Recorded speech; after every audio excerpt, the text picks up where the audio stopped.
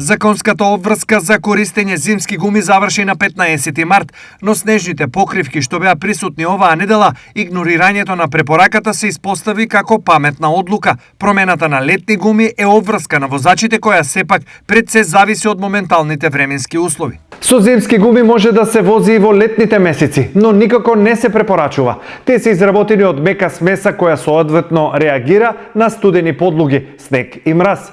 На високи температури, мекиот материјал станува хендикеп, поради што и гумите треба да се променат. Колкава е разликата во безбедност со користење на зимски гуми во летен период? Истражувањата покажуваат дека со брзина од 60 км со зимски гуми во летни услови, на возилото му се потребни 25 до 40% поголема дистанца за кочење во споредба со летни гуми.